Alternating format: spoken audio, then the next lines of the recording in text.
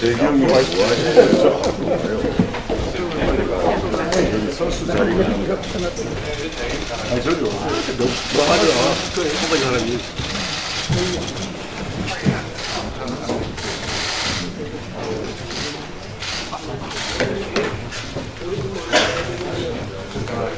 저기 형 중앙 의장입니다.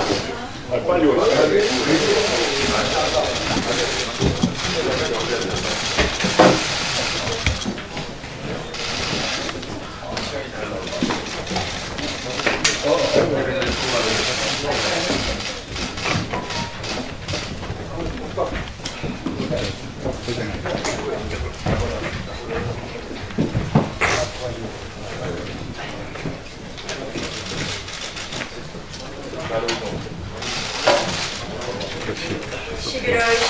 원내대표회의 시작하도록 하겠습니다.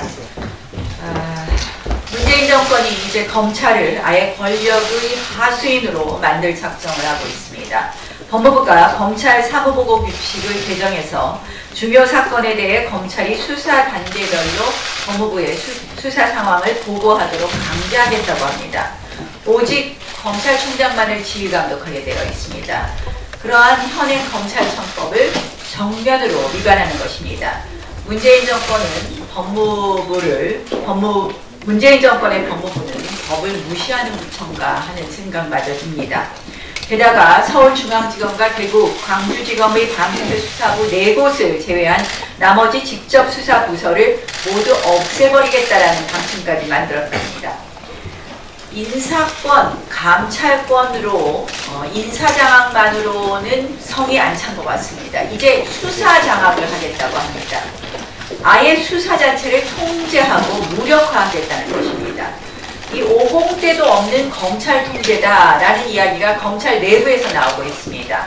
한마디로 대한민국의 제도 민주주의를 후퇴시켜도 이렇게 후퇴시키는 법은 없는 것입니다. 또 한편 지금 이 검찰개혁이라고 내놓는 검찰개혁은 이 조국 일가 수사와 어쩜 이렇게 동기화가 되어 있나 이런 말씀을 드리고 싶습니다. 최초 수사가 되자마자 피의사실 공표 금지, 공개 소환 금지 등으로 방어막을 쳤습니다. 급기야 정경심 교수가 구속이 되고 조국 전 장관이 소환되니까 이제는 아예 수사를 단계마다 보고받겠다고 합니다. 목적이 뻔하지 않습니까? 이리저리 회방 놓고 간섭해서 끝내 조국 수사 제대로 못하게 하겠다라는 그런 심보로 보입니다. 독재 정권도 두 손 두 발 다 들고 갈 검찰에 대한 한마디로 이 정권의 검찰 사유화입니다. 이런 정권이 추구하는 공수처 목적이 뻔합니다. 친문 무죄, 반문 유죄. 있는 죄 덮고 자기 편은 있는 죄 덮고 다른 편은 없는 죄 만들기입니다. 이러한 공수처 만들려는 이 정권의 숨은 의도 이제 국민들께서 명명백백하게 알고 계십니다. 공수처 만들어지면 지금의 법무부보다 더한 탄압의 칼춤을 추게 될 것입니다. 절대 공수처 안 됩니다. 끝까지 막아내겠습니다. 가해자들도 동포로서 따뜻하게 품어줘야 한다. 인권 변호사 출신 문재인 대통령이 페스카마 15호 선상살인사건 가해자 변호에 대해서 한 말입니다. 조선족 살인사건 가해자는 동포로서 품어야 하고 헌법상 국민인 북한 주민은 사지로 내쫓아도 되는 것입니까? 문재인 정권은 국민 포기 정권 그리고 인권 유린 정권입니다. 모든 북한 주민은 헌법과 판례상 우리 국민입니다. 귀순을 요청한 즉시 대한민국 국민의 지위를 획득함에도 귀순 의사를 묵살하고 사지로 내몰고 쫓아버렸습니다. 비보호 대상 기준일 뿐인 북한 이탈 주민법 조항을 끌어다가 강제 북송의 근거로 삼은 점 역시 심각한 왜곡입니다. 남북한 간 범죄인 인도 협정도 당연히 존재하지 않습니다. 강제 퇴거는 우리 국민을 대상으로 쓸 수 없는 것입니다. 이 북한 이탈 주민이 귀순 의사를 표시해서 대한민국 국민이 되었는데 이것을 강제 퇴거했다. 대한민국 국민이 된 북한 주민을 강제 퇴거했다. 이것은 쓸 수 없는 일입니다. 이 정권은 제멋대로 우리 국민을 내쫓아 버렸습니다.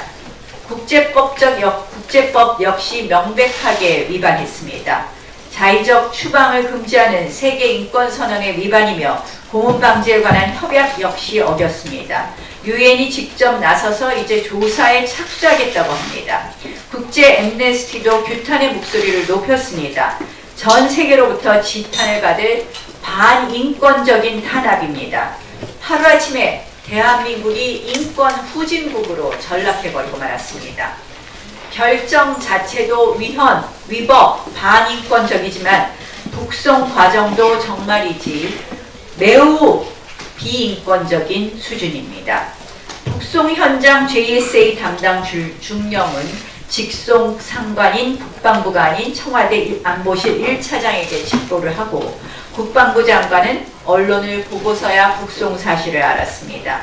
장관을 허수아비 취급하는 정권이니 당연히 제대로 되는 일이 있겠습니까? 북한에 17개월 억류되었다가 풀려나 결국 사망한 오토 엄비어의 부모가 한국을 찾았습니다.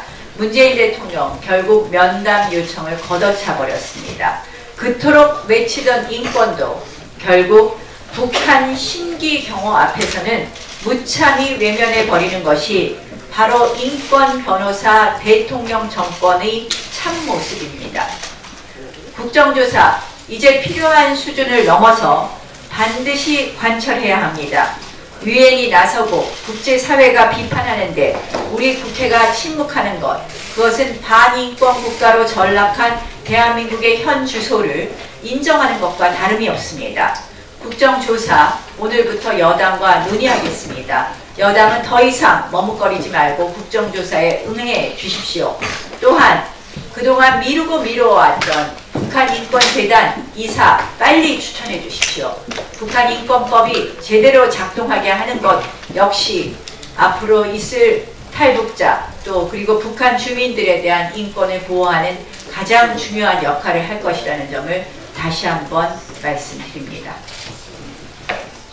어제 중소기업 협의회를 만났습니다. 이 중소기업이 주 52시간 도입이 이제 50일째도 채 남지 않은 것에 대한 중소기업들의 절박함을 알 수 있었습니다. 이 결국 소득주도 성장으로 인해서 이제 우리 대한민국의 자영업자, 중소기업자들을 모두 사지에 몰아넣고 있습니다. 지금 여권은 탄력 근로제 하나 갖고 마치 소득주도 성장의 온갖 폐해를 해결할 수 있는 것처럼 이야기하고 있습니다. 해야 될 일이 너무 많습니다. 어제 중소기업의 절박함을 듣고서 저희가 탄력 근로제만으로는 해결될 수 없다는 것을 더욱더욱 절실하게 느꼈습니다. 환노위에서 지금 이미자 의원께서 열심히 합의해 주시지만 민주당의 이 근본적인 사고의 전환을 요구합니다. 이제는 용기를 내십시오. 이 잘못된 주 52시간의 예외 확실하게 만들어서 중소기업 그리고 자영업자가 숨쉴 공간을 만들어주고 그들이 다시 일어서게 하는 것이 정치권이 해야 될 용기 있는 결단이라는 것을 다시 한번 말씀드립니다.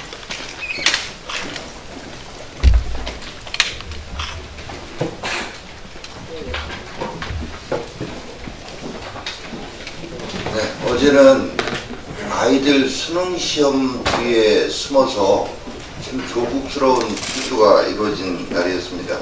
아울러서 법률이 아닌 시행령으로 소위 검찰개혁을 하겠다는 이 문재인 정부스러운 행정독재를 선언한 날이기도 했습니다. 국민 우롱이고 법치 파괴입니다. 이러한 거권스러운 좌파 독재 국민과 함께 끝까지 맞서 싸우겠습니다. 이 조국 일가에 대해서는 인권 운운하면서 정말 말도 안 되는 논리로 감싸주려고 하는 이 정권이 대한민국 국민이 된 북한 주민의 인권에 대해서는 정말로 철저하게 반인권적입니다. 이런 이 정권의 행태에 대해서 이제 국제사회가 공분하고 나섰습니다. 유엔 북한 인권특별보고관이 이 북한 선언 강제북송 경위를 조사하겠다고 합니다. 엠네스티도 국제인권규범 위반이라고 비난하고 나섰습니다. 국제사회에 대한민국의 국격을 완전히 무너뜨린 이런 야만적인 행위입니다. 아울러 우리나라 시각으로 오늘 새벽 유엔에서는 유엔 총회산하 제3위원회에서 북한의 인권 침해를 규탄하는 북한 인권 결의안을 전원 동의로 채택했습니다. 자, 이렇게 국제사회가 나서서 공분하고 비난하고 이런데 소위 인권 변호사 출신 대통령이 이끄는 이 정권 지금 어떻게 하고 있습니까? 북한 납치 피해자인 오토 원비의 부모가 한번 만나자고 하는데 인권 대통령이 만나지도 않겠다고 하고 있습니다. 그리고 또 드러난 사실이 지난 11일 날 북측에서 금강산 시설물들 철거하겠다고 최후 통첩을 해왔다고 합니다. 그런데 이 사실 밝히지도 않고 17일 날 통일부 장관이 금강산 관광 재개 등을 논의하기 위해서 미국으로 간다라고 합니다. 참 이 정도면 이게 그 스토킹 수준입니다. 참 한심한 이 정권 김정은 스토킹 제발 멈추고 정신 지키기 바랍니다. 정부가 민간택지 분양가 상한제 시행한 지 일주일 지났습니다. 예상 다 했던 거지만 정책 효과 없고 부작용만 속출하고 있습니다. 서울 아파트값 20주 연속 상승했습니다. 특히 상한제로 지정된 서울 강남 4구의 오름폭이 더 컸습니다. 또 상한제 적용을 피한 부산, 과천 이런 지역은 부르는 게 값이라고 할 정도로 아파트 값이 올라가고 있습니다. 시장에서는 집값 잡는 정책이 아니라 집값 올리는 정책이라고 이렇게 비아냥거리고 있습니다. 근데 이게 그동안에 분양가 상한제 시행했을 때마다 나타났던 결과였습니다. 그럼에도 불구하고 또 똑같은 과오를 고집스럽게 저지르고 있는 것입니다. 시장과 한번 싸워보겠다는 것이죠. 이길 수 있겠습니까? 지금이라도 당장 분양가 상한제 중단하고 시장 원리에 맞춰서 공급을 확대하는 정책을 하기 바랍니다.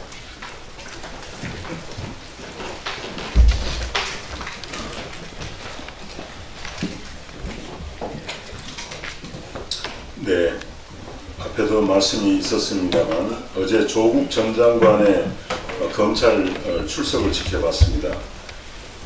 8시간 동안 소위 진술 거부권을 행사하고 검찰에 가서는 아무 말도 하지 않고 있다가 나와서는 언론인들에게 문자를 보냈습니다. 전직 장관으로서 참담하다 이런 이야기 했는데 조국 씨에게 말씀드립니다. 전직 장관이란 말 함부로 쓰지 마라. 우리 국민들이 정말 참담하다는 말씀드립니다. 조국 가족의 수사 과정을 보면서 민주당과 법무부 전체가 우리 정부가 모두가 변호에 나서고 있다는 느낌을 갖게 합니다.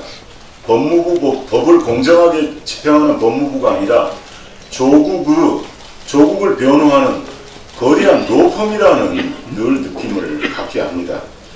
이 와중에 검찰 사무 규칙을 개정해서 수사를 무력화하겠다고 합니다. 이번에는 규칙입니다. 대학 입시 문제를 법이 아닌 시행령으로 하겠다는 정부가 이번에는 규칙 개정을 통해 가지고 또 그 검찰의 수사를 무력화하겠다고 나섰습니다. 도대체 이 정부는 시행령과 규칙으로 집행해가는 정말 무법 정부인 것 같습니다. 반드시 국회법을 개정해서 법을 위반하고 또 국회를 패싱하는 시행령과 규칙에 대해서 국회가 삼권 분립 차원에서 철저하게 이렇게 지킬 수 있도록 해나가도록 하겠습니다.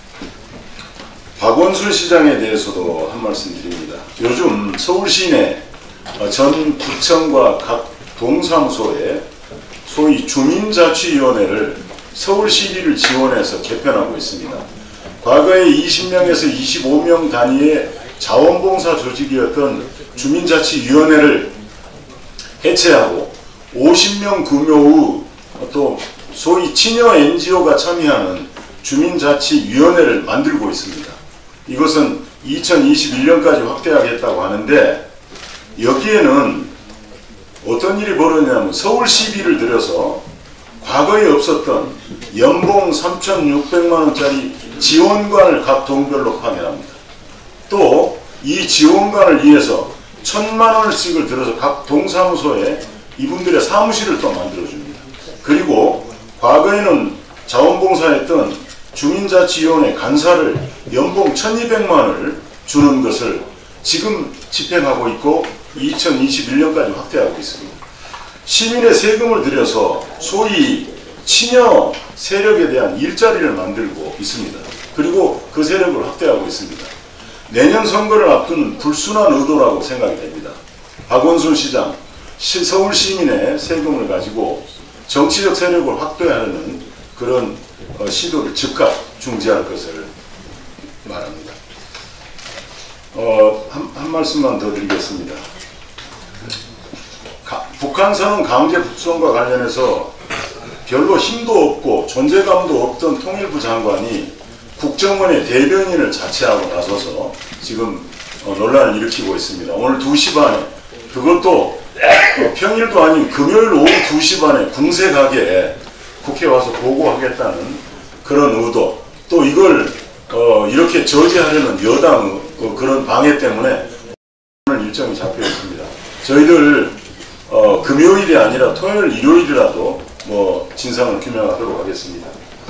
통일부 장관이 이제 거짓말을 했습니다. 또 사실 통일부는 북한에서 오신 분들에 대한 신문 과정에 참여하지도 못합니다. 국정원이 모든 걸 다 하고 이분들을 북송할 때만 통일부가 잔심부름하는 파트인데 이번에 마치 모든 걸 다 하고 있는 것처럼 이렇게 거짓말을 했습니다. 또 거짓말 중에 하나가 있습니다. 소위 살인 행위를 살인 등 비정치적 범죄자는 돌려볼 수밖에 없다고 그랬는데 우리 대한민국에는 141명의 비보호 결정인 탈북자가 살고 계신데 그 중에 2분이 바로 살인 혐의를 받고 있었던 분들입니다. 그분들은 북송되지도 않았고 여기 와서 대한민국에 살고 있습니다. 그분들은 왜 북송되지 않고 또 이번에 오신 분들은 왜 북송돼야 되는지 정말 이 정부는 밝혀야 될 걸로 보입니다. 오늘 외통위에서 철저하게 규명하도록 하겠습니다.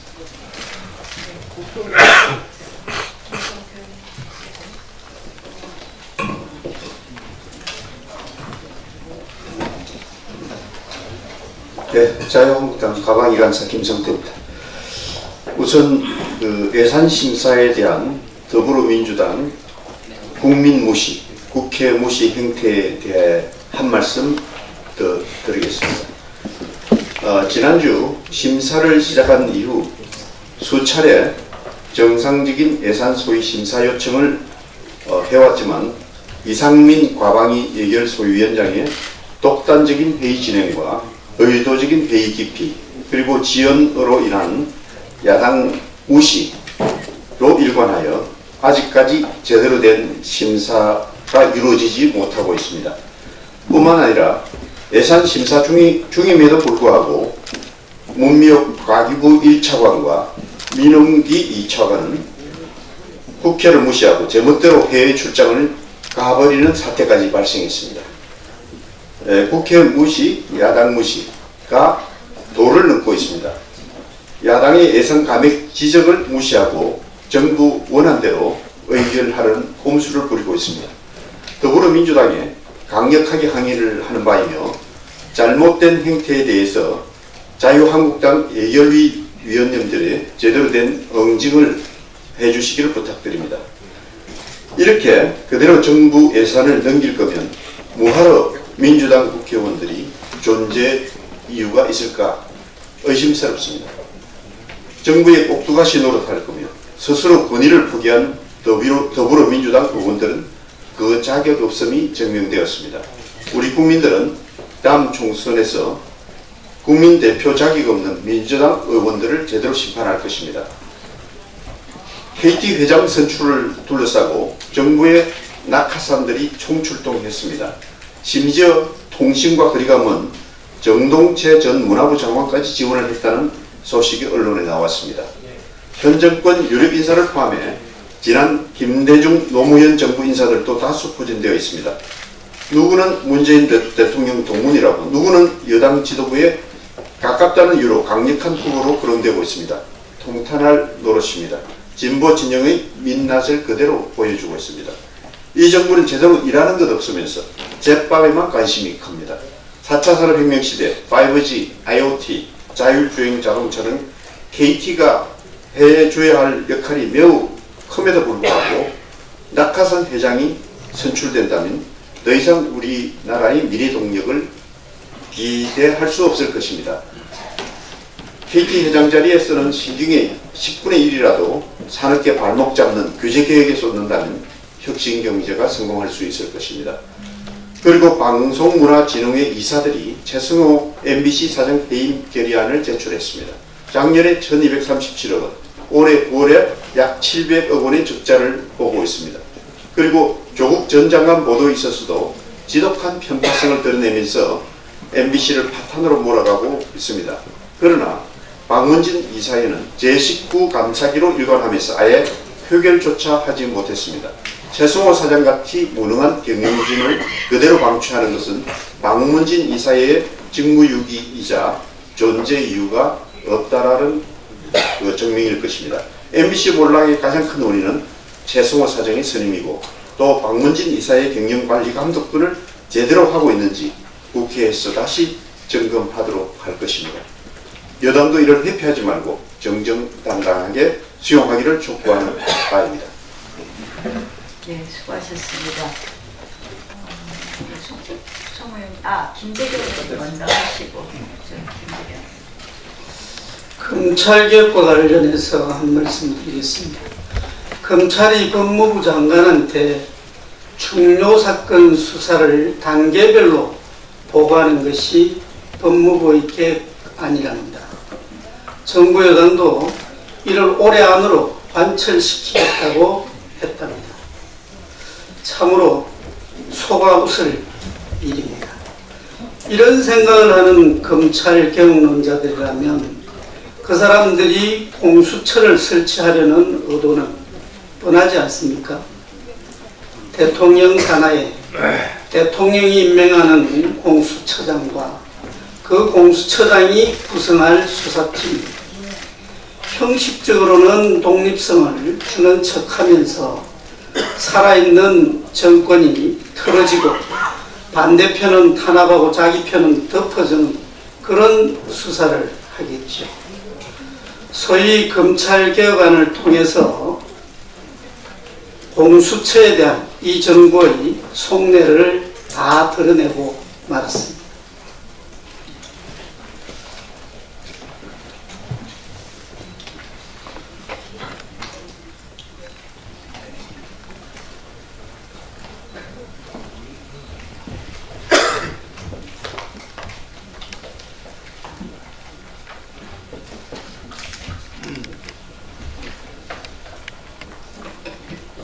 예, 오늘로 포항지진 발생 2주년이 되는 날입니다. 지금도 포항 지진 피해 이주민들 체육관 헬스 속에서 정말 힘겨운 생활을 2년째 하고 있습니다. 우리 사회가 과연 이렇게 어려운 이주민들 얼마나 보호하고 지원하고 있는지 반문해야 합니다. 이미 세월호 피해자들에 대해서는 보상에 이어서 또 특별조사단까지 구성해서 철저한 조사, 국가적인 역량을 집중하고 있습니다. 우리 이렇게 자연재해로 인해서 집을 잃고 오갈 데 없이 텐트 생활을 2년째 하고 있는 이주민들에 대해서 우리 사회 정말 지금 지원사항 하나하나 뜯어보면 참 안타까울 정도입니다. 특별재난지역으로 선포돼서 나름대로의 지원을 했다고 하지만 그것이 결국은 한계에 있다는 겁니다. 특별복급에 국가지원 일부가 있고 또 공공요금을 감면해주고 병역 의무 사항 조금 면제해주고 대입수능 연기해주고 그 이상 법에서 할 수 있는 게 한계가 있습니다. 자, 우리 이래서 지금 포항지원 지진 피해 특별법이 지금 발의 중에 있는데 지금 국회에서 처리가 좀 지금 지연되고 있습니다. 여당 말로만 하지 말고 이렇게 실질적으로 고통받는 우리 피해 이재민들을 위한 노력에 동참해 주시기 바랍니다. 지금 이 정부 들어서 각종 복지 예산이 늘어나고 있습니다. 하나하나 뜯어보면은 돈을 받기 싫다고 하는데도 부자 청년들에게도 청년수당, 또 부자 집안의 아동에게도 아동수당 주고 있습니다. 우리 재정은 한계가 있습니다. 한정된 재원을 제대로 써야 됩니다. 취약계층을 위해서 이렇게 불의의 자연재난으로 고통받는 취약계층들을 위해서 써야 합니다. 돈을 있는 자들에게도 펑펑 쓰면서 대한민국 한복판에서 탈북 모자가 아사하는 사건이 발생하고 이렇게 이재민들이 아직도 고통받는 생활이 이어지고 있습니다. 이 모순된 대한민국의 현실 바로 잡아주시기 바랍니다. 이상입니다. 네. 제가 좀 보충, 아까 잡기 하려다 놓친 부분이 있어서요. 정보를 공유할 부분이 있어서 아까 그 박원순 시장이 서울 시내 각 동에 추진하고 있는 주민자치위원회, 주민자치회 연봉 3,600 주는 지원과 또 1,200만 원 받는 강사가 공무원이 아니고 소위 친여 시민단체입니다. 그런데 그냥 뭐 시민단체가 아니라 거기에는 주한미군 대사관저에 침입했던 대학생을 석방해라고 시위에 참가한 그런 분이 지원관으로 지금 활동하고 있습니다. 그래서 이런 정치적 편향성을 가진 사람들이 이제 서울 시민의 세금을 받아서 이렇게 서울 지역 각각 그 동 주민자치원회에 와서 활동한다고 한다면 그 우려는 더군다나 내년 선거를 앞두고 정말 큰 우려가 됩니다. 박원순 시장 정말 이런 친여 시민단체를 통해서 주민들을 회유하고 또 장악하려는 그 시도를 즉각 중지하시기 바랍니다. 예. 다른 분들 더 하실 말씀 없으신가요? 비공개 회의를 하도록 하겠습니다.